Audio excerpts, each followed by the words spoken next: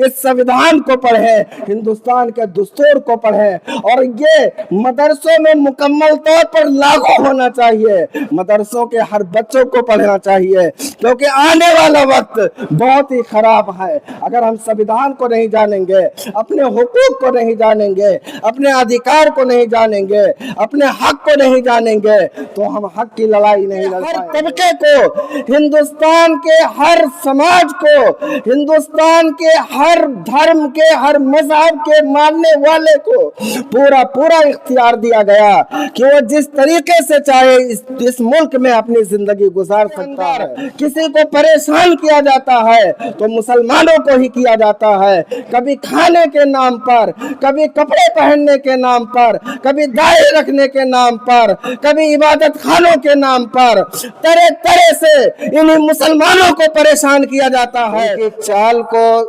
अगर किसी ने सबसे पहले समझा तो दक्षिण के नवाब, दक्षिण के राजा हजरत टीपू थे। सुल्तान टीपू मैसूर की सरजमीन पर थे और उन्होंने अंग्रेजों से लड़ाई लड़नी शुरू की, लेकिन अपनों की साजिश और अपनों की गद्दारी की वजह से विशाखापट्टनम में शहीद कर दिए गए। उनकी शहादत के बाद अंग्रेजों ने पूरे मुल्क में कब्जा करने की सोची और पूरे मुल्क में फैल गए। चूंकि उस वक्त भी दिल्ली पर कब्जा नहीं किए थे, अलग अलग रियासतों के अलग अलग इलाकों में अंग्रेज जाते थे, लड़ाई करते थे और बंगाल चले जाते थे। अभी भी दिल्ली में मुगल शाह चल रहा था, बहादुर शाह जफर आखिरी बादशाह थे, और अंग्रेज अलग अलग इलाकों में लोगों हिंदुस्तानियों से लड़ाई किया करते थे। उनको खतरा अगर किसी से था, परेशानी किसी से थी, तो मुसलमानों से थी, क्योंकि वह जानते थे कि जब तक मुसलमान हैं तब तक हम हिंदुस्तान पर कब्जा नहीं कर सकते हैं। इसलिए उन्होंने मदारिस को निशाना बनाना शुरू किया, उलमाए कराम को निशाना बनाना शुरू किया, और बंगाल से लेकर के, बल्कि मौजूदा बांग्लादेश से लेकर के उत्तर प्रदेश तक उलमाए किराम को कत्ल करना शुरू कर दिया। उस वक्त मकनपुर से एक बुजुर्ग उठे, मकनपुर जो मज़ार है वहाँ से एक बुजुर्ग उठे, हजरत मजनू शाह मदारी रहमतुल्लाहि ताला अलैह, और उन्होंने एक फौज बनाई जिसमें सिर्फ मुसलमानों को नहीं लिया बल्कि दीगर मज़ाहिब को लिया और सबसे ज़्यादा साधुओं को लिया। वो सूफ़ी थे और उसका नाम सूफ़ी तहरीक भी पड़ा। सूफियों के साथ में और साधुओं के साथ में अंग्रेज़ों से जंग करना शुरू किया, लेकिन हजरत मजनू शाह रहमतुल्लाहि ताला अलैह भी अंग्रेज़ों को भगाने में कामयाब ना हो सके, और ये भी बंगाल की ज़मीन पर अंग्रेज़ों से लड़ते हुए शहीद हो गए। अंग्रेज़ों का गलबा बढ़ता रहा, हिंदुस्तानी सिपाही कमज़ोर पड़ते गए, और एक दिन ऐसा आया कि अंग्रेज़ जिन्होंने एक छोटी सी कंपनी शुरू की थी बंगाल में, वो अब दिल्ली तक पहुंच गए और दिल्ली की तख्त पर, दिल्ली की सल्तनत पर कब्जा करना चाहा। तो दिल्ली के उलमाए किराम मचल उठे और उन्होंने एक साथ खड़े होकर के कहा कि हम किसी भी तरीके से अंग्रेजों को दिल्ली का तख्तो सल्तनत नहीं देंगे। दिल्ली की जामा मस्जिद में मीटिंग हुई। हज़रत अल्लामा फजल हक खैराबादी, मुफ्ती सदरुद्दीन आज़ुर्दा और दूसरे उलमाए किराम दिल्ली की जामा मस्जिद में जमा हुए। अल्लामा फजल हक खैराबादी रहमतुल्लाहि ताला अलैह ने फतवा दिया, उस पर उलमाए कराम ने दस्तखत किया और उस फतवे में अल्लामा ने साफ साफ लिखा कि हिंदुस्तानी मज़ाहमत में अंग्रेज़ों के खिलाफ हिंदुस्तानियों पर जिहाद करना फर्ज है। ये फतवा देश भर में वायरल होने के बाद, हर जगह पहुंचने के बाद हिंदुस्तानियों में एक नया जोश उठा और अल्लामा फजल हक खैराबादी रहमतुल्लाहि ताला अलैह के इस फतवे से हिंदुस्तानी और ख़ास तौर से मुसलमान दिल्ली का रुख करने लगे और दिल्ली के मुसलमान तो वहाँ पर पहले ही से निकले हुए थे। अंग्रेज़ों से लड़ाई हुई, लेकिन चूंकि अंग्रेज़ ताकतवर थे, उनके पास असलहे थे, जदीद हथियारें थे, टेक्नोलॉजी आ चुका था और अंग्रेज़ इस जंग में कामयाब हो गए। 1857 की जंग थी, नाम रखा गया गदर, और इस गदर की नाकामी के बाद दिल्ली की सड़कों पर हिंदुस्तानियों को इस तरीके से कत्लेआम किया गया कि एक एक दिन में लाखों लोगों को कत्ल किया गया। लाल किला से लेकर चांदनी चौक तक और जामा मस्जिद की सीढ़ियों से लेकर के चांदनी चौक की गलियों तक, सड़क के किनारे कोई ऐसा दरख्त नहीं था जिस पर हिंदुस्तानियों की लाशें न लटकाई गई हों। बहुत ही दर्दमंद था। दिल्ली के लाल किला से आखिरी बादशाह बहादुर शाह जफर को गिरफ्तार कर लिया जाता है।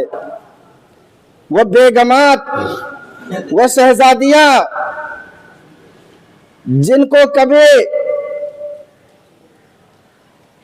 चांद सितारे भी नहीं देख पाते थे, वो शहजादियां जिनका कोई साया नहीं देख पाता था, वो शहजादियां जो महलों में रहा करते थे, वो बिना दुपट्टे के चांदनी चौक के सड़कों से निकल करके और महबूब इलाही हजरत निजामुद्दीन की तरफ भागती हुई जा रही थी।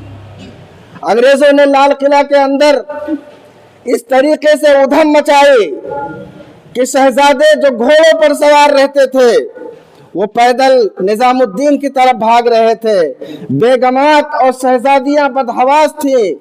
बहादुर शाह जफर को गिरफ्तार कर लिया गया, सिपाहियों को गिरफ्तार कर लिया गया, अदीबों को गिरफ्तार कर लिया गया, अखबार नवीसों को गिरफ्तार कर लिया गया और अखबार के एडिटरों को गिरफ्तार कर लिया गया और जो मज़ाहमत किया उसको कत्ल कर दिया गया। और ये सिलसिला उस वक्त तक चलता रहा जब तक कि पूरे दिल्ली पर अंग्रेजों ने कब्जा नहीं कर लिया। आलम यह था कि अगर कोई अंग्रेजों के खिलाफ बोलता तो उसे तोप के नोक पर बांधकर और तोप दाग दिया जाता था। इसमें हर तरह के लोग थे। सबसे पहले अगर तोप के नोक पर किसी को बांधा गया तो उर्दू डेली अखबार के एडिटर मौलवी मोहम्मद बाकिर अली को पहाड़गंज में ले जाकर के और तोप के दहाने पर बांधकर उड़ा दिया गया। बहरहाल गिरफ्तारियां हुई। बहादुर शाह जफर को बर्मा भेज दिया गया और दूसरे उलमाए किराम को जिन्हें गिरफ्तार किया गया सभी को काले पानी भेज दिया गया। अल्लामा फजल हक खैराबादी रहमतुल्लाहि ताला अलैह उस जंग में शरीक थे, लेकिन जब गदर की नाकामी हो गई तो अल्लामा दिल्ली से फरार हो गए और लखनऊ आ गए। बिलाखिर उन्हें लखनऊ में मुखबिरे के बिना पर गिरफ्तार कर लिया गया और फैजाबाद के कोर्ट में उन पर मुकदमा चलाया गया। मुकदमे के दौरान वकीलों ने कहा कि एक बार आप ये कह दीजिए कि मैंने अंग्रेजों के खिलाफ जिहाद का फतवा नहीं दिया था, आपको बाइज्जत बरी करा लिया जाएगा। लेकिन अल्लामा फजल खैराबादी रहमतुल्लाह ताला अलैह ने अदालत में साफ इनकार कर दिया और कहा मैंने ही अंग्रेजों के खिलाफ जिहाद का फतवा दिया था और मुझे अंग्रेजों की हर सजा मंजूर है।